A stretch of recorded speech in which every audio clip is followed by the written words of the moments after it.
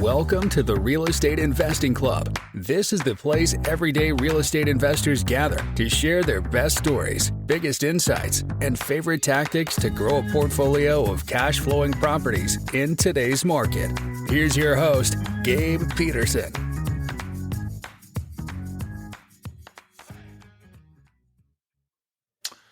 All right, we are back with another episode of the Real Estate Investing Club. I hope you guys are having a great day, whatever day it is for you and wherever you are. As always, it is Friday on the podcast, so we're bringing that Friday energy to you. This is going to be an interesting day because usually, this is the Real Estate Investing Club. We're talking about investing in real estate, but usually we have on people like myself, general partners who are using this as a business. We're actively investing in real estate. We're building our portfolio. We're running the operations. Today's going to be a little bit different because we have Chris Miles with us on the show from Money Ripples. Chris focuses exclusively on the passive side of investing, putting his money to work without having to do all the work of meeting with the property managers, going over P&Ls, that kind of stuff. So it's going to be a good episode. Chris, thanks for hopping on the show. Hey, it's good to be back on, Gabe. Absolutely.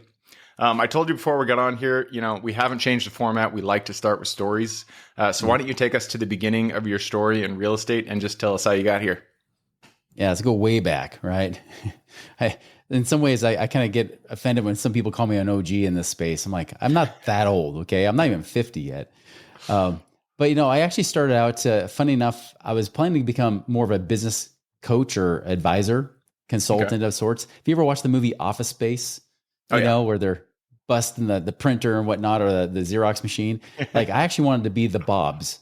I wanted to be the guy that went in, said, here's what you guys are doing wrong with your company, and then walk out with a big check. What do you do here? That's right. What do you do here? Nothing. Yeah. Right. So that was my goal. But I figured if I'm going to do that, instead of just getting an MBA, I should have real business experience and then go get my MBA. So I was trying to really build that portfolio of sorts. Right. And then I ended up trying to look for some business. So I took a hiatus from, a little sabbatical from college, went looking for a business. And the first one I found was being a financial advisor, not realizing they take anybody off the street as long as you can pass a test and not have robbed a bank, So that's what I did. I actually became a financial advisor, never went back to finish my degree. I actually dropped out of college and was an entrepreneur, and I love being an entrepreneur. And then 4 years in, I'm talking with my dad reaches out to me. Now, my dad was like the post-depression era penny pinching saver, right? Debt-free, paid off his house in 18 years. He was 100% debt-free. He was stuffing money in his 401k. He was like Dave Ramsey's dream come true, The poster child before Dave Ramsey was Dave Ramsey. And so anyways, my dad says, hey, listen, I'm 61. I want to retire. Can you sit down with me and help me out? And so I sat down with my dad and I'm looking at his finances. I said, Dad, here's the deal. If you want to retire today, based on being debt-free and all the money you've saved up in your mutual funds, you're going to need to die in about 5 or 6 years because that's when you'll run out of money. It's okay, that's not what I wanted to hear. You're supposed to tell me, yes, Dad, you can retire today because you did everything right. And I said, well, you did everything right. You just haven't done it long enough. 40 years, I guess, is not long enough. So you just need to work into your 70s, basically, and keep saving. You just save more. And I was not happy with that answer. And it was just a month later, I started talking with a friend of mine who I trained him to be a financial advisor, but then he quit to go do this stupid thing called real estate investing. You ever heard of it?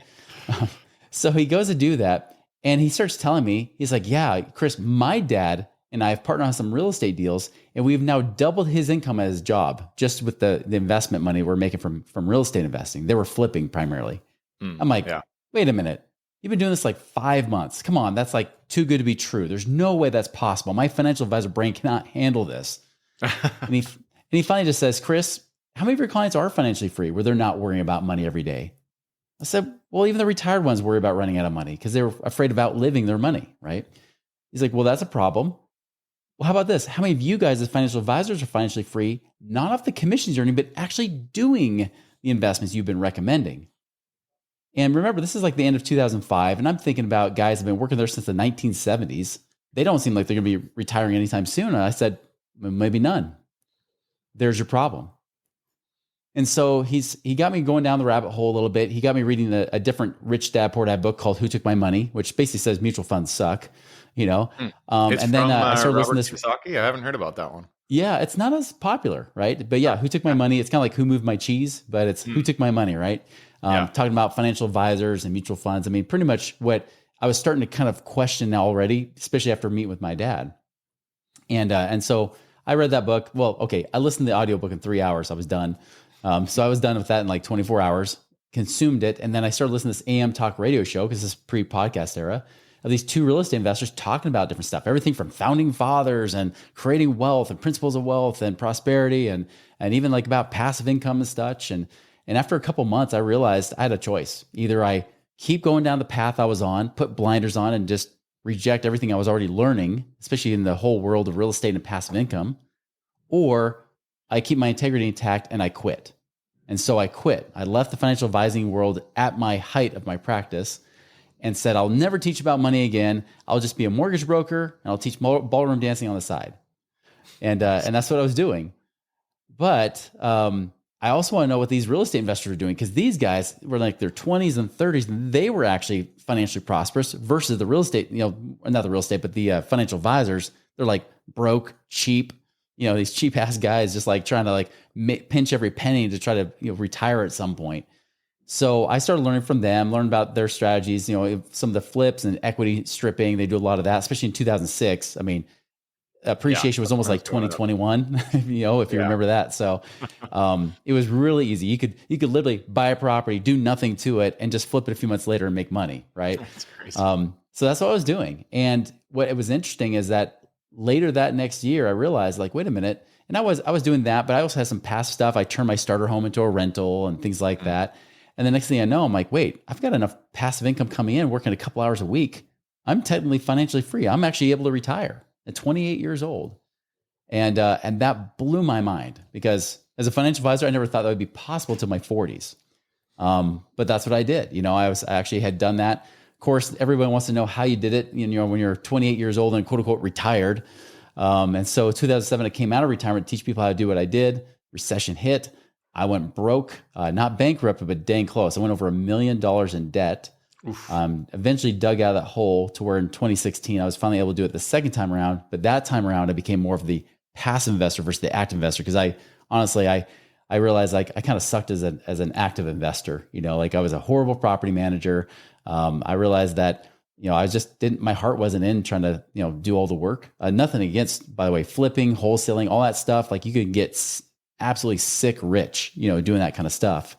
But for me, I just got to the point, I was like, I feel like I'm in a different phase of life now. I want to do more of the passive stuff. I want to let those guys do all the work, and then I be the passive investor. Yeah. So it sounds like there was really two phases of your career. One phase, you were the active investor. You were out there. So what was your main strategy then? It was flipping houses?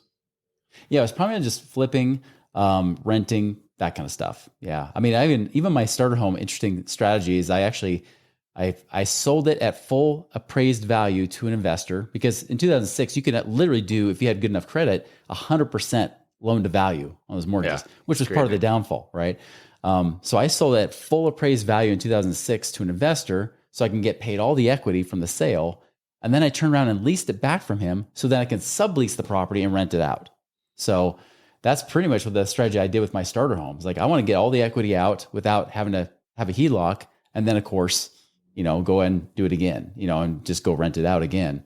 But that's when I learned I was a bad property manager. I rented it to somebody that, lived a few blocks away. I should have known when I saw the condition of the property they were already in, that they might actually do the same thing with mine, because they were kind of hoarders, that kind of stuff. But again, I was just trying to make fast bucks, right? I was just like, strip the money out and do that. I did some private lending as well, like where I would lend money out and do stuff that way. But yeah, like it was primarily just doing that kind of stuff, Okay. Flips and then mostly long-term rentals, not short-term? Mm-hmm. Okay. Correct.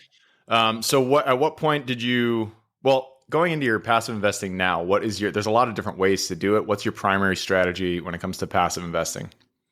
Depends on what year you ask me, right? That's the cool thing about real estate, is that you really can pivot and move investment alternatives, and depending on what's going on, what the market's like. So, for example, when I first started, because I was scared out of my mind trying to get back into real estate the second time around. So, following by the mid 2010s, I started putting my faith again into real estate. And so I started doing turnkey rentals because I knew at least if I wasn't the property manager, that would be a good thing. So I started buying And turnkey rentals. for everybody Realizing listening, quickly turnkey is just buying a property that you don't have to do anything to it. You don't have to add value. You just buy it. It cash flows. It really only works in the central markets at this point, but yeah, that makes sense. Okay. Exactly. Yeah. Nowadays, it's a very hard strategy. Like you have to think very long term for that kind of thing. Where back then you're going for at least 12% cash on cash, plus they're paying down your mortgage, plus they're doing all this other stuff that's helping you make a lot of money, right? So, appreciation is great too, especially when you have leverage with banks and whatnot. But no, like I just, that was a great strategy to start with, especially with the strong cash flow play that it had, and again, having a turnkey company find the property for you is like served up a silver platter. It's almost like going to a buffet. It's like, well, what dish do you want? Like take a little of this, a little of that. Here's a little market from here, market from there. And like you said, Midwest to Southeast has typically been better and stronger over time. So I did that. I also started lending my money to, private money lending and stuff, so whether I was on title or into a debt fund, where it might be like multiple, like hundreds of investors into that are loaning, money from a fund and that kind of thing. And then I'm going in as a passive investor doing that. That's worked great lately. Lending has been awesome in more recent past. I did syndications, even multifamily and whatnot. Obviously that got kicked in the teeth the last 3 years, so that was a rough one for sure. I was fortunate that I didn't lose too much from that strategy alone.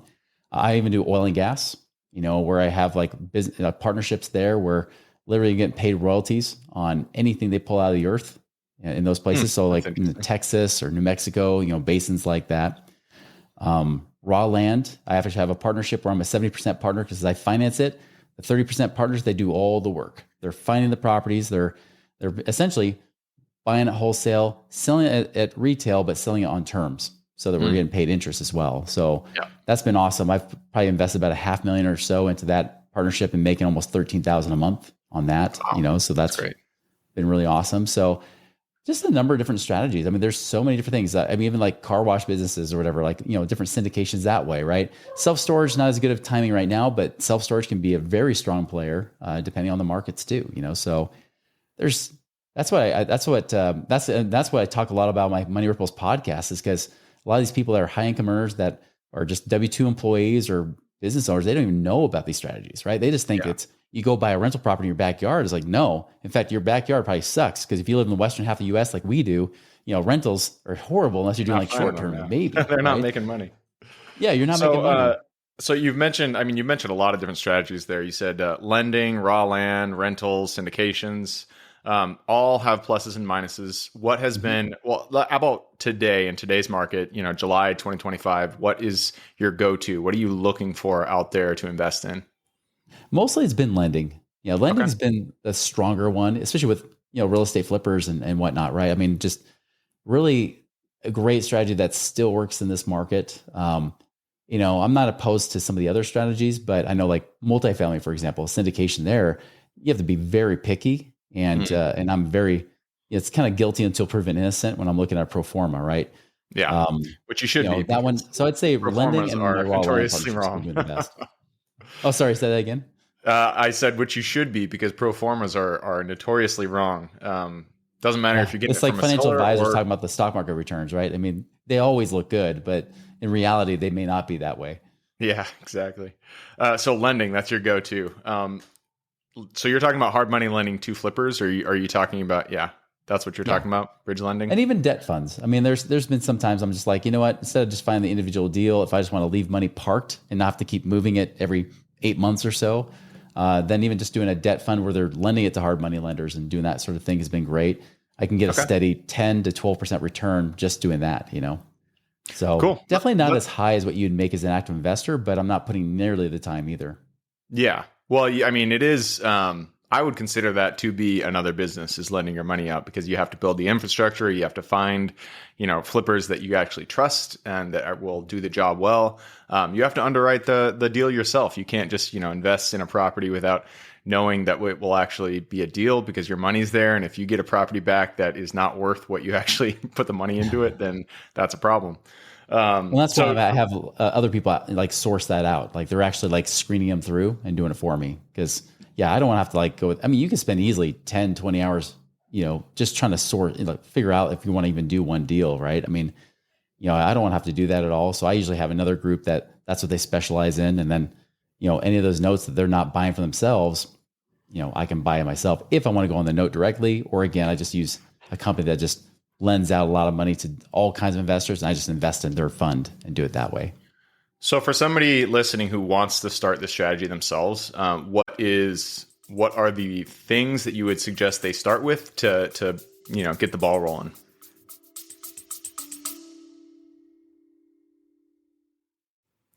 Before we continue on with today's guest, I want to tell you guys about a community I'm launching on School to help investors like yourself grow your own portfolio.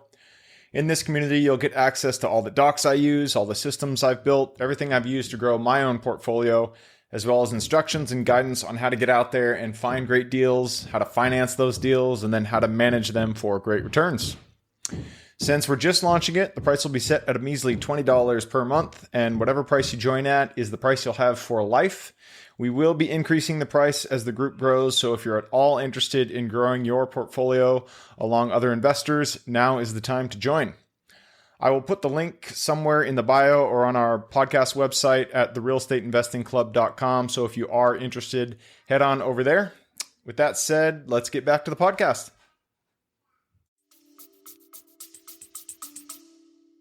I mean, first and foremost, you got to have cash. I recommend people have at least a couple $100,000 of cash first, just so you don't go all in on one passive strategy. I really do believe that there should be a limited amount of diversification. I say limited because some people like, I'll throw 25,000 here, there, and like just throw it all over the place with all kinds of people. I don't believe in that. I believe finding a few good people you trust, right? Yeah. Building your network. You can either build your own, like I had to do over the years, or you borrow somebody else's network and use theirs, right? And that's what a lot of our clients are doing is they're saying, hey, I don't have to go and find and spend hours and hours searching for people and seeing who's actually the good players versus the charlatans and the the fakers and all that kind of stuff, the posers, so a lot of times people will use us for that. But, again, that's the hardest part. Once you have those relationships in place, then it's just a matter of, okay, what's going to be right in my investment portfolio? How do I diversify in different places? I even tell people, are you focused on cash flow versus growth? Because, for example, if people are looking for growth, cool, maybe a turnkey property could make sense, because cash flow is not going to be strong right now. Even out in the Southeast, it's still, if you make 4 or 5% cash on cash, you're pretty happy, But when you factor in all the other returns, especially when there's appreciation and everything else, it could still beat a lot of other passive strategies over time, Yeah. Same thing with like, if they're more focused on cash flow, it might be like, let's look at some debt options, like some lending options here. And what's the right kind of lending? Do you want to be on an individual note where there's some more security and paper backing it? Or do you want, something more like a fund where you may not have, you're not on a specific property, but at least there's some diversification among the notes that you're invested in, right? Yeah. So for somebody starting out, you say 200,000 to 300,000 they need to have available to invest, and then it sounds like you don't like the idea of investing small amounts. You want probably a minimum of 50,000 per investment, or what do you generally put per deal? Yeah, usually most deals, they'll even require at least 25 to 50,000 anyways, especially if you're looking at syndications or whatnot. Even some of those funds as well. Some of them will require a minimum of 100,000 what I don't want people to do is like, I have got my first, $30,000. What do I put my money into? It's like, well, at that amount, you might put all in one deal, but likely you might just be a down payment on a property. Now, if you're a flipper already, you might be sourcing your own deals. And this is something you can actually do that, I'm in some mastermind groups where they're, actively flipping, wholesaling, doing stuff like that. Back in 2018, 2019, I was like warning these guys. I was just like, listen, like you guys are very transactional, but if you're not killing your food, right, you can't eat. Like you'll be just as broke as everybody else. You got to get, additional streams of passive income. And I said, like, look, you can look at all these guys in this room, in this mastermind, you could literally invest with each other, and do deals, or cherry pick your own deals. Maybe some of your deals, like you're looking at, you could wholesale, maybe you keep it and you turn it into a rental, right? And you have, whether you want to be a property manager or not, you can figure that out, but do that. And the guys that survived the group after 2022, because a lot of them went out of business around that time, And these were guys that were like, by the way, doing A like lot of 100 plus flippers went out of transactions a year. business at I'm sorry? 2022. Oh, because wholesalers, flippers, people like that. Like I saw some people go out of business in 2022 when things started getting a little bit rough, or even like 2021, even earlier sometimes, depending on like the market and what they were trying to do. people were just raking in the dough. I think it was 20. Oh yeah, these guys are. Oh, I guess it was 100 plus. 2021. It was 2019 to 2021. People were just crushing it. 2018 really, and I got that makes sense. Okay. Yeah, exactly. Yeah. So it's, depending on which market they were in or what they were doing. Like some of them felt in 2020 as early as then, right? But yeah, I mean, I had one friend in Pennsylvania, like his whole business froze, his wholesaling business froze completely. And luckily he took my advice from the year or two prior. He started cherry picking his own properties. He's like, that was literally the only thing. After I laid off 75% of my workforce, that was the only thing that kept our doors open. Was I had cash flow coming in for my commercial or my single family homes. And that's the thing is like, you could still do it as an active investor, but just kind of broaden your portfolio to have additional streams of income coming in. So it's not just transaction based where for some reason, especially if like government says we're shutting you down or wherever it is, like we saw in 2020, that you still got other opportunities too. Yeah. Cash flow, in my opinion, I always invest in cash flow. If a deal doesn't pencil, if it doesn't bring money in on the get go, there's, I like value add. Value add's great, but if there's not cash flow from day one, I am not interested. There's a lot of people who like the appreciation play, but I just can't trust it. You don't know where the market's truly going, and so cash flow in today's dollars, today's figures, that's the only way to go. Yeah, value add is a trigger phrase for me. If they say value add, like it better be cash flowing now. If not, like don't even throw the whole value add thing to me. I'm like, I'm not even going to bank on appreciation. Like it's just a dream. It's just a dream. Yeah. So you mentioned raw land in there too. I've done a few land deals. I like them. Mm-hmm. It is it's a different type of strategy. Tell me a little bit about what you're doing there and what you're looking for. Yeah. Well, my strategy is I literally just finance it and they do all the work. But yeah, they're literally, they'll use VAs and whatnot to help just, find different deals, go through and just, filter out the right ones, make offers and do everything else. But their whole goal is just to see if they can make a, good wholesale, offer, right? Like just make a good offer, sell it retail, usually for about at least 2.5 to 3 times what we bought it for. Okay, so we'll retail it back to consumers. It could be the farmer next door, if it's like, farmland or whatever it might be, or ranch land. It's like, hey, you want to buy some more property and expand your land? Here you go. Whatever it might be. And then of course they can sell it in cash outright, but often they're selling on terms, anywhere from 5 to 15 years max. Sometimes with interest, sometimes not. If it's a high enough markup, they might say, hey, 0% for the next 7 years, and they're literally just paying you principal, just paying you payments to pay that off within 7 years, So there's a lot of different strategies they use to make it really cash flow strongly, which is the thing. Raw land can be a good transaction business, but if you can actually sell on terms, now it becomes a cash flowing business. Yeah. So do you guys, sounds like you're offering 50 cents on the dollar. Do you look for, lots in city propers, or are you looking for, tertiary markets out in the countryside where you can buy 200 acres at once, or what kind of, get a little bit more deeper into the deals that you approve when you're funding them? It's all the above. Yeah. When they're purchasing the land, it's not as often in like city type markets. It could be, and obviously their goal is probably gonna be selling to a developer. Yeah. It could be tertiary and it could be similar to that too, but often it might just be rural, land that, again, people just want. 2020 was awesome for that, post 2020, because people were like trying to escape, right? So it wasn't just, developers or farmers or ranchers or people like that were wanting to buy the land. It was everyday Joes. They're just like, I want to have an escape. I want to have a place to go where I won't have to wear a mask, and that kind of thing. I want to just ride my ATVs or go hunting and do whatever I want, have water rights. If the whole world blows up, I've got a place to escape to and be able to take my RV or my tents and live there, that kind of thing. So we got a lot of more preppers and people like that started buying up land as well. And so it's a mixture. It really is, depending on what the land is and where you're selling it. Are there specific markets you like to invest in? Texas, Wyoming, there's a lot of land out there. Or do you don't care, market agnostic? It's market agnostic. It's like nationwide, all over the place. It could be for like everywhere from Tennessee to New Mexico or Arizona or, wherever, like it's just anywhere that we can find land. Often I've seen a lot of Southeast lately coming through. Georgia, Mississippi, Alabama, that kind of stuff. Yeah, North Carolina, Florida, even a little bit too. I mean, that's where you see more of the developer type stuff. But yeah, I mean, it's really been all over the place. But I mean, I won't see so much up in the Midwest, or Northeast. That's pretty rare. It's going to be more almost like the Southern Belt region, mostly. Yeah. All the way, even west as well, sometimes into like Arizona and stuff. I think every deal that I've done on the land side has been in Texas. It's just a lot of land out there. There's tons. When you buy land, are you only looking for properties that have utility access, or do you don't care? You're just like, if it's land, I'll buy it. Yeah, most of the time it doesn't even have utility access. It's pretty much just dirt, dirt. Well, maybe some trees too, obviously, or whatever it might be. But yeah, it's mostly just really raw land. Yeah, and that's one reason why I like at least marketing to landowners is they don't.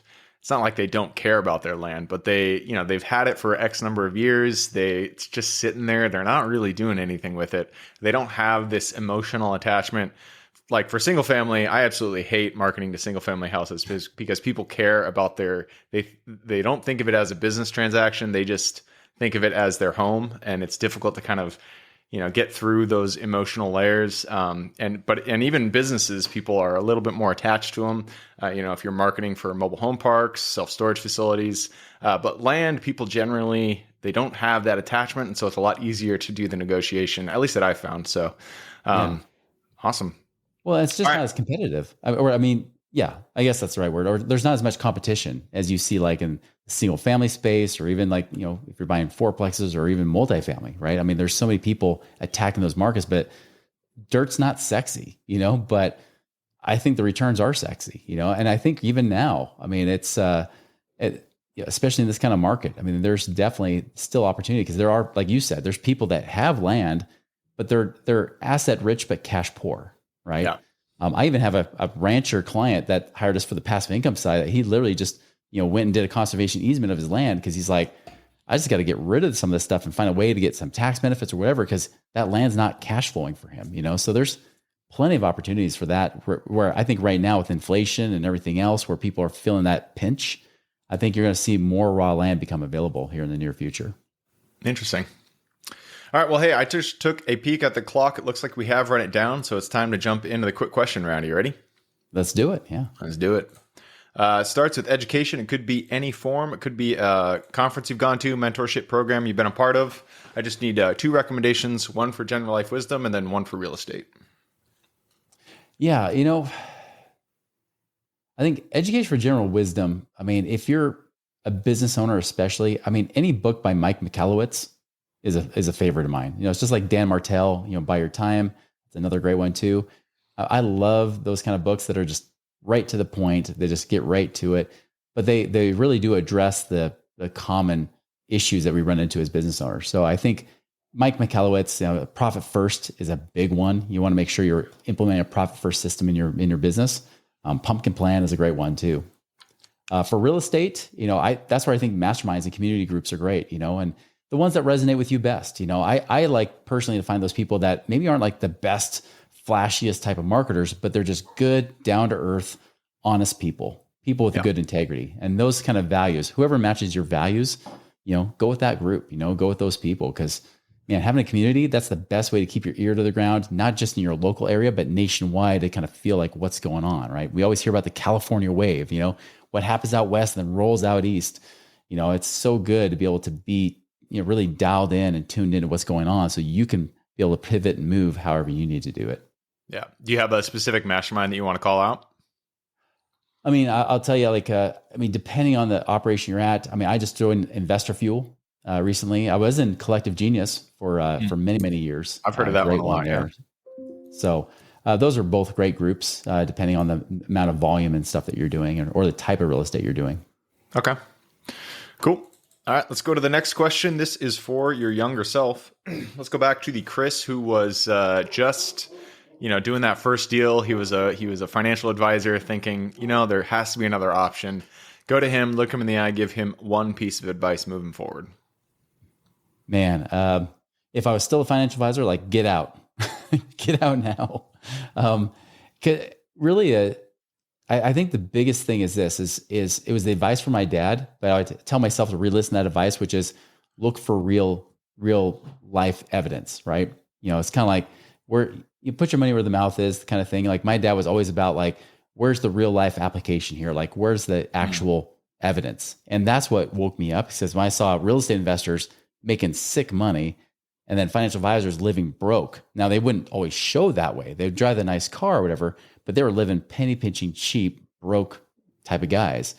That's not the place. They call brokers because they're broker than you are. So the advice for me would be look at the evidence, like take the emotion out of it, take your attachment out and just look at the evidence and follow where the prosperity is. Nice. I like it. All right. Next question is about the US. It's a big place. There's a lot of opportunity out there. Give me the single metro you're most excited about investing in today. Oh, repeat that last part of the question. I didn't hear it. The single metro you're most excited about investing in. Ooh, single metro. I would probably say I've been looking back at Florida again, just because Florida's kind of been, they had this big rush and then it got hit hard again. So I always like to go where people are running away from. So Florida is one I'm kind of looking at once more just to see like where there might be that opportunity for especially for like single family homes and things like that. Okay. Wait, is there any specific market in Florida that you like? Not so much the internal, like, but I mean, I know Ocala has been always pretty popular, but I think there's still been okay. The Southwest region, because I know Tampa, they actually saw depreciation. Cape Coral, I mean, they got hit by the hurricanes and everything. Yeah. That one's like trying to rebuild. So everybody's kind of fled from that area, which is ironic because I looked up the hurricane history before that even happened. You're lucky to get one big hurricane every 15 years, and they had 2 and 3 years. So it might be a good time to, as they're trying to rebuild, that might be a good time, like Cape Coral, Fort Myers area, to start looking at rebuilding again. Interesting. Okay. Yeah. For some reason, Florida is one area that I'm always nervous about investing in when people send me deals, just because of the hurricanes. You know, climate change and all that stuff. It's just you don't know what's going to happen. You don't know where insurance prices are going to go. And so it's always made me nervous, but it's always been a really good market. People have been crushing it since 2018. And so, yeah, makes sense.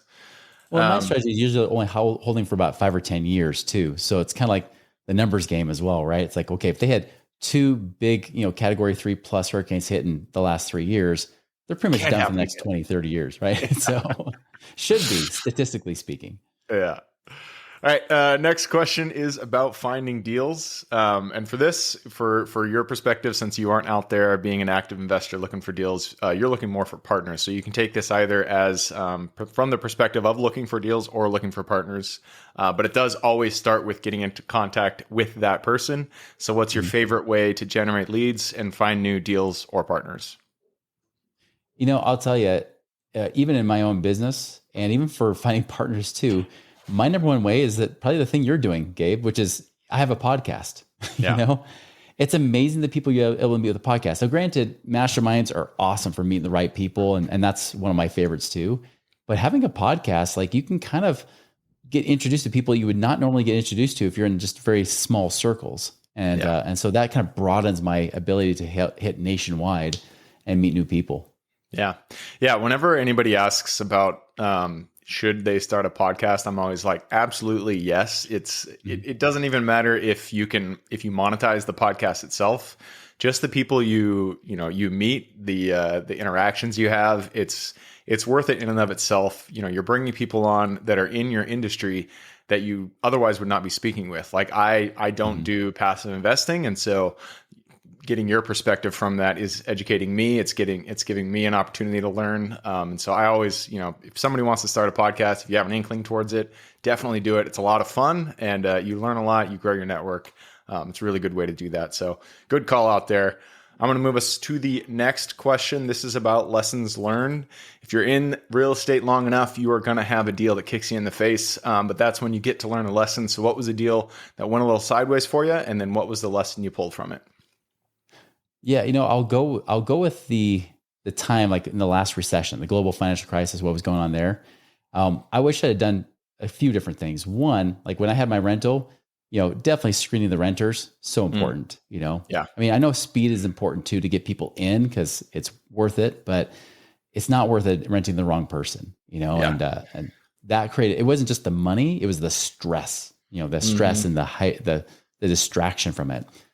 So again, like I think it's quality over quantity all day long, Yeah. I'd also say this too. Oh, go ahead. Sorry. Well, I was just going to say, it's funny you say that. We're actually with one of our like personal houses that we own that we rent out. We're dealing with that thing. We at the time we were just like, let's get somebody in here. Somebody came and they were willing to pay the rent. And so we're like, okay, come on in. But we should have done a little bit more due diligence, and they turned out to be a bad renter. And now we're having to do the transition. It's only been a year and it's just like a nightmare. And so, doing enough due diligence or really getting to know who it is that's going to be renting your property makes a big difference. You don't want to go through that headache. It does. Well, and that's exactly it. And I would add, like I already said, don't bank on appreciation. We mentioned that earlier. Don't do that. And I would also say, I wish I was more liquid. In fact, being liquid with cash is so, so important. Don't tie up all your money just trying to invest and go 100% all in. That's an easy way to fail, a horrible way to fail. Right now, like I have more cash stored up than ever. I have some money in the banks, but I keep most of my money in my whole life insurance because I make 6% a year tax free, and I can get to that money whenever I want, so I keep my money more in those places just to make sure that I don't have money for emergencies, but I also have money for opportunities when everybody else is illiquid too. Yeah.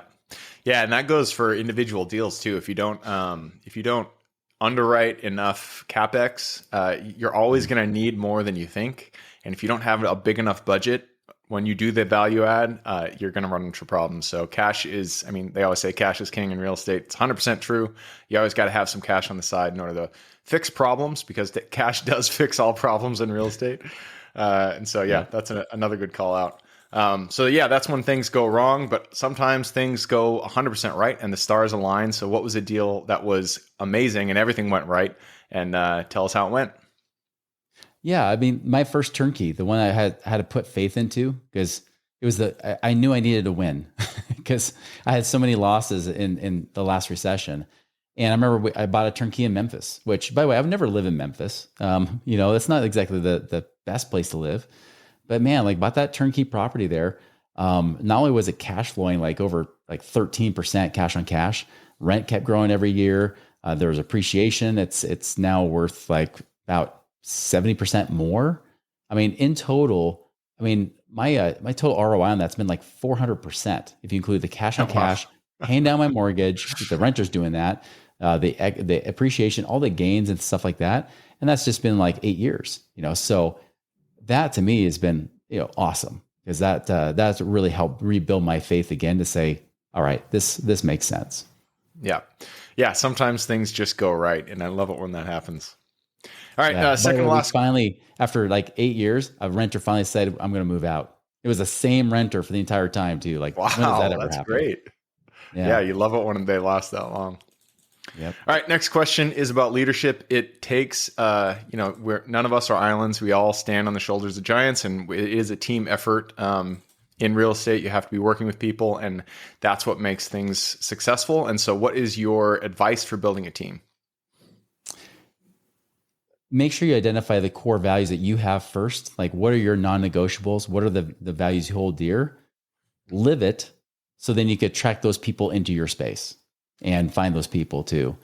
That whether it's a mastermind group, whether it's business partners, whatever it is, heck, even your marriage partner, right? Those core values need to align. If they don't, you just create distress, you create issues, it creates, a lot of mess and heartache, so make sure you're aligning your core values. Know yours first and foremost. Identify and be very, very clear on them and what you're willing to hold to, and then find people to do the same. Perfect. All right, that leads us to the last question. This is for the listeners. You've given us a lot to think about. I'm sure people want to reach out, get in contact with you.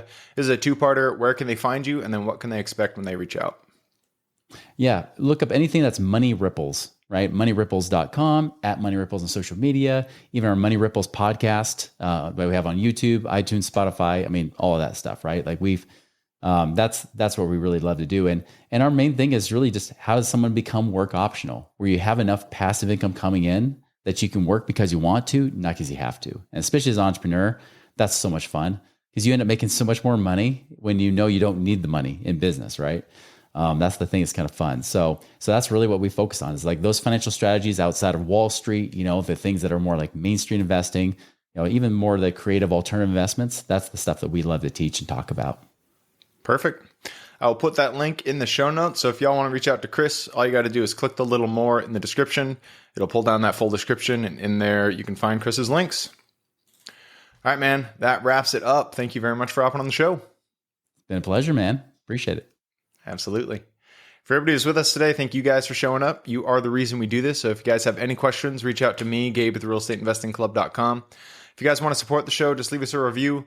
Other than that, I hope you guys have a great week. Keep rocking real estate, and I look forward to seeing you on the next episode.